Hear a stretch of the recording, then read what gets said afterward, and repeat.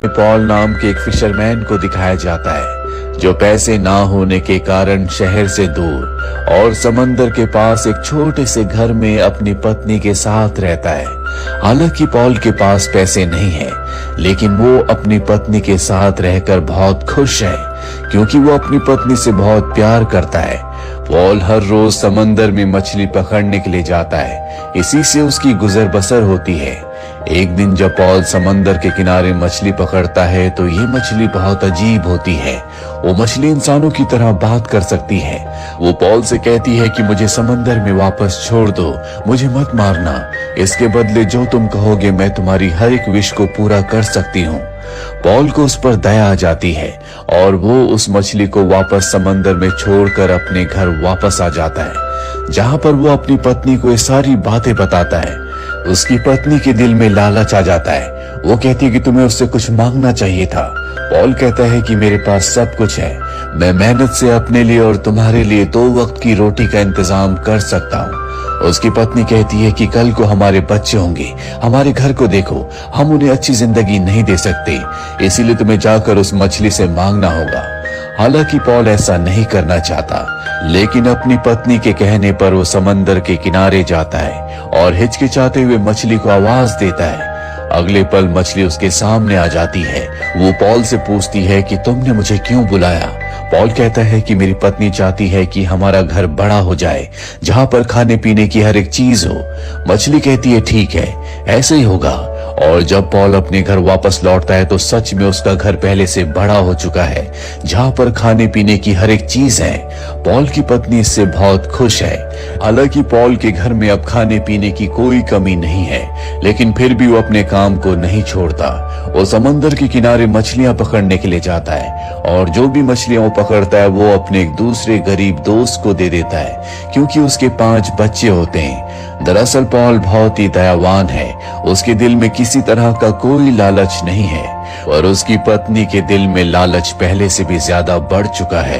Paul जब घर वापस आता है तो उसकी पत्नी कहती है कि मैं चाहती हूँ कि तुम एक बार फिर से उसी मछली के पास जाओ और उससे इससे भी बड़ा घर मांगो, जहाँ पर नौकर चाकर हो। पॉल उसे समझाने की कोशिश करता है, पहले हमारे पास कुछ भी नहीं था, पर अब सब कुछ है, हमें इससे ज्यादा लालच नहीं करना चाहिए। पर उसकी पत्नी उसे मजबूर कर देती है, जिस वजह से पॉल को ना चाहते हुए भी एक बार फिर से मछली के पास जाना पड़ता है। वो मछली को आवाज लगाता है। मछली समंदर से बाहर आती है और पूछती है कि तुमने मुझे आवाज क्यों लगाई। पॉल कहता है कि मेरी पत्नी चाहती है कि हमारा घर पहले से और भी ज्यादा बड़ा हो जाए, जहाँ पर नौकर चाकर हो, सोना चांदी हो। मछली कहती है ठीक है, ऐसा ही होगा। और जब पॉल वापस लौटता है तो देखता है कि उसका घर सच में बहुत बड़ा हो चुका है, जिससे उसकी पत्नी बहुत खुश है। उसके घर में किसी चीज की कोई कमी नहीं है, पर पॉल अब भी मछलियां पकड़ता है क्योंकि जिंदगी भर उसने यही काम किया है। जो भी वो मछलियां पकड़ता है वो अपने दूसरे गरीब दोस्त को दे देता है। एक दिन पॉल की पत्नी कहती है कि मैंने आज शहर से बहुत अमीर कपल को अपने घर पर खाने पर इनवाइट किया है, मैं चाहती हूँ कि अमीर लोगों से हमारी दोस्ती हो। पॉल जब शाम को घर वापस आता है तो वो देखता है कि उसकी पत्नी उसके सर्वेंट से अमीर लोगों के तौर तरीकों को सीख रही है। वो पॉल से कहती है कि जल्दी से तुम अपने कपड़े बदलो और तुम भी इन तौर तरीकों को सीख लो। पॉल कहता है कि जो हमारे जीवन जीने की शैली है उसमें मुझे कोई कमी नहीं दिखती, इसीलिए मैं इन तौर तरीकों में विश्वास नहीं रखता। इससे पहले कि पॉल अपने कपड़े बदलता, वहां पर वो अमीर कपल आ जाता है। उनके सामने पॉल की पत्नी अमीर लोगों की तरह बिहेव करती है। वो अमीर आदमी पॉल की पत्नी का हाथ चूमता है क्योंकि अमीर लोग इसी तरह से बिहेव करते हैं, पर पॉल ऐसा नहीं करता। वो उसकी पत्नी से सिर्फ हाथ मिलाता है और उस अमीर आदमी के कंधे पर हाथ मार के कहता है कि क्या हाल है। पॉल की पत्नी को बहुत एम्बैरेसमेंट होती है। अब ये सब के सब डिनर टेबल में बैठ जाते हैं, जहाँ पर वो अमीर आदमी बोलता है कि तुम क्या काम करते हो। पॉल उसे सच बताने वाला होता है कि वो फिशरमैन है, पर इससे पहले कि वो बोल पाता पॉल की पत्नी कहती है कि समंदर के रास्ते हम व्यापार करते हैं। पर वो अमीर कपल समझ जाता है कि वो झूठ बोल रही है, इसीलिए उस अमीर आदमी की पत्नी कहती है कि तुम्हारे कपड़ों से और तुम्हारे पति के तौर तरीकों से साफ साफ पता चलता है कि तुम मछुआरे हो और सिर्फ अमीर होने का ढोंग कर रहे हो। ये सुनकर पॉल की पत्नी को बहुत गुस्सा आता है। वो उन दोनों को वहां से जाने के लिए कहती है और अब उनके जाने के बाद वो पॉल से कहती है कि उनको पता चल गया था कि हम मछुआरे हैं। पॉल कहता है कि इसमें गलत क्या है, यही हमारी असलियत है। पॉल रात को आराम से सो जाता है और उसकी पत्नी को पूरी रात नींद नहीं आती। इसीलिए पॉल के उठने के बाद पॉल की पत्नी कहती है कि आज एक बार फिर से तुम उस मछली को बुलाना और उससे कहना कि मुझे यहाँ की महारानी बना दे। दूर दूर तक इनके घर के आसपास कोई नहीं रहता। हालांकि पॉल ऐसा नहीं करना चाहता, लेकिन उसकी पत्नी उसे मजबूर कर देती है और अब पॉल ना चाहते हुए भी एक बार फिर से मछली को समंदर के किनारे जाकर आवाज लगाता है। मछली बाहर आ जाती है और पॉल से पूछती है, तुमने मुझे क्यों बुलाया? पॉल कहता है कि मेरी पत्नी चाहती है कि हमारा एक बहुत बड़ा महल हो जहाँ की वो रानी बन जाए। मछली कहती है ठीक है, ऐसे ही होगा। और अब वो हर रोज की तरह समंदर से मछलियां पकड़कर अपने दोस्त के घर जाता है, जिसे वो हर रोज मछलियां देता है। पर आज उसका दोस्त मछलियां लेने से मना कर देता है। वो कहता है कि तुमने मेरी बहुत मदद की है, पर अब मैं तुमसे फ्री में मछलियां नहीं ले सकता। पॉल उन मछलियों को लेकर अपने घर वापस आ जाता है, जहां पर अब एक बहुत बड़ा महल है, जहां की रानी उसकी पत्नी है, जिसके नौकर चाकर है, सलाहकार है। वो पॉल को नहीं जानते, इसीलिए पॉल को पकड़कर वो उसी की पत्नी यानी कि अपनी रानी के पास ले जाते हैं, जो अब पहले से पूरी तरह से बदल चुकी है। उसके अंदर घमंड आ चुका है, लेकिन पॉल आज भी अपनी पत्नी से बहुत प्यार करता है। उसकी पत्नी कहती है कि मेरे सलाहकारों ने मुझे सलाह दी है कि हमें अपने राज्य को फैलाना होगा, मुझे पूरी दुनिया का सम्राट बनना है। इसीलिए तुम उस मछली के पास दोबारा जाओ और उससे कहो कि मुझे पूरी दुनिया का सम्राट बना दे। पॉल उसे समझाने की कोशिश करता है कि तुम्हें अपने लालच पर काबू पाना होगा। पहले हमारे पास कुछ भी नहीं था, लेकिन अब हमारे पास सब कुछ है। लेकिन उसकी पत्नी उसकी एक बात नहीं सुनती और गुस्से में उसकी मछलियों से भरी बाल्टी को लात मारकर गिरा देती है। पॉल बहुत निराश हो जाता है। वो एक बार फिर से समंदर के किनारे जाता है और मछली को आवाज लगाता है। मछली समंदर से बाहर आती और पॉल से पूछती है कि अब तुम्हें क्या चाहिए। पॉल कहता है कि मुझे तो कुछ नहीं चाहिए, लेकिन मेरी पत्नी चाहती है कि वो बहुत बड़ी सम्राट बन जाए, उसका महल पहले से भी बड़ा हो जाए। मछली कहती है कि ऐसा ही होगा और सच में ऐसा ही हो जाता है। उसकी पत्नी अब इस दुनिया की सबसे बड़ी सम्राट है। उसके बहुत सारे सलाहकार हैं, जिनसे वो कहती है कि अब मैं इस दुनिया में सबसे शक्तिशाली हूँ। वहां पर एक प्रीस्ट बैठा होता है जो कहता है कि इस दुनिया में सबसे शक्तिशाली हमारे धर्मगुरु होते हैं, जिनकी बात बड़े बड़े राजा भी मानते हैं। ये सुनकर उसे बहुत गुस्सा आता है। वो अपने पति पॉल को ढूंढ रही होती है, लेकिन पॉल घर वापस नहीं आता। दरअसल वो समंदर के किनारे ही सो गया होता है। इसीलिए वो अपने एक सिपाही को भेजती है, जो पॉल को पकड़कर उसके सामने लाता है और अब वो पॉल से कहती है कि तुम उस मछली के पास दोबारा जाओ और उससे कहो कि मुझे ईसाइयों का सबसे बड़ा धर्म गुरु बना दे, ताकि मेरी हर कोई बात माने, बड़े बड़े राजा भी मुझसे सलाह लें।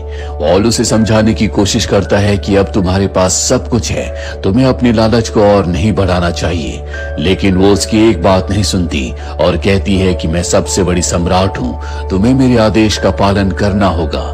और अब पॉल एक बार फिर से समंदर के किनारे जाता है, जहां पर वो उसी मछली को आवाज लगाता है और मछली से कहता है कि मेरी पत्नी चाहती है कि वो ईसाइयों की सबसे बड़ी धर्मगुरु बन जाए, उसका जो महल है वो इस दुनिया का सबसे बड़ा चर्च बन जाए। मछली कहती है कि ठीक है, ऐसे ही होगा। और जब वो अपने घर वापस आता है तो सच में वहां पर एक बहुत बड़ा चर्च बन चुका है, जहां पर बहुत सारे फरियादी होते हैं। पॉल भी उनके बीच में बैठ जाता है। जल्दी वहां पर उसकी पत्नी आ जाती है, जो कि अब ईसाइयों की सबसे बड़ी धर्मगुरु है। सब उसकी बहुत रिस्पेक्ट करते हैं। जितने भी फरियादी होते हैं अपनी अपनी फरियाद करते हैं। और तभी पॉल खड़ा हो जाता है।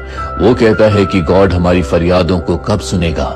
उसकी पत्नी उसे देखकर चौंक जाती है और कहती है कि मैं गॉड से प्रार्थना करूंगी, जल्दी वो तुम सबकी फरियादों को पूरा करेगा। वो कहता है कि अगर तुम्हें गॉड से प्रार्थना करनी है तो हम खुद ही गॉड से डायरेक्ट क्यों ना प्रार्थना कर लें। ये सुनकर वो हैरान हो जाती है।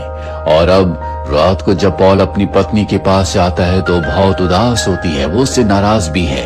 वो उसके पास जाना चाहता है, पर वो कहती है कि तुम मुझसे दूर रहो, मैं इस दुनिया की सबसे बड़ी धर्मगुरु हूँ, इसीलिए तुम्हें कुछ चीजों का पालन करना होगा। अगली सुबह जब उसकी पत्नी उठती है तो सूरज को निकलते हुए देखती है और अब वो पॉल से कहती है कि मैं चाहती हूँ कि तुम एक बार फिर से उसी मछली के पास जाओ और उससे कहो कि सूरज, चांद, तारों पर, इस दुनिया की हर एक चीज पर, यहाँ तक कि हेवन पर भी मेरा पूरा कंट्रोल हो। मैं गॉड की तरह शक्तिशाली बन जाऊं ताकि मैं हर एक इंसान की दुआओं को खुद पूरा कर सकूं। हालांकि पॉल उसे बहुत समझाने की कोशिश करता है, लेकिन वो उसकी कोई बात नहीं सुनना चाहती। वो अपना आपा खो देती है। मजबूरी में पॉल को एक बार फिर से समंदर के किनारे मछली को आवाज लगानी पड़ती है। मछली समंदर से बाहर आती है और पूछती है कि अब तुम्हारी पत्नी को क्या चाहिए। वो कहता है कि वो गॉड के समान बनना चाहती है ताकि वो इस पूरी दुनिया को कंट्रोल कर सके। मछली कहती है कि ये असंभव है। तुम्हारी पत्नी ने लालच की हर एक सीमा को पार कर दिया है, इसीलिए अब तुम उसी स्थिति में चले जाओगे जिस स्थिति में तुम पहले थे। और इतना कहकर वो समंदर में वापस चली जाती है। पॉल जब अपने घर वापस आता है तो उसका घर पहले की तरह छोटा हो चुका है, जहाँ पर उसकी पत्नी उसका इंतजार कर रही होती है। दरअसल उसे अपनी गलती का एहसास हो चुका है। वो पॉल से माफी मांगती है। पॉल अपनी इस जिंदगी से बहुत खुश था और अब एक बार फिर से उसकी जिंदगी में खुशियां लौट चुकी हैं। उसकी पत्नी और वो एक बार फिर से पहले की तरह जिंदगी की गुजर बसर करना शुरू कर देते हैं, जहां पर इनके पास पैसे तो नहीं है, लेकिन इन दोनों के पास एक दूसरे के लिए बहुत प्यार है और प्यार ही खुशियां हैं। इस कहानी से हमें सीख मिलती है कि जिंदगी में आपके पास जितना भी हो, हमें उसी में सब्र करना चाहिए, उसी में खुशियां ढूंढनी चाहिए, क्योंकि इंसान को जितना भी मिल जाए उसका लालच कभी पूरा नहीं होता। वो और ज्यादा की डिमांड करता है और ऐसा करने से उसकी जिंदगी से खुशियां हमेशा के लिए कोसों दूर चली जाती है। तो ये थी एक प्यारी सी लोक कथा जिसने कई लोगों की जिंदगी को बदला है। उम्मीद करते हैं कि ये कहानी आपको पसंद आई हो।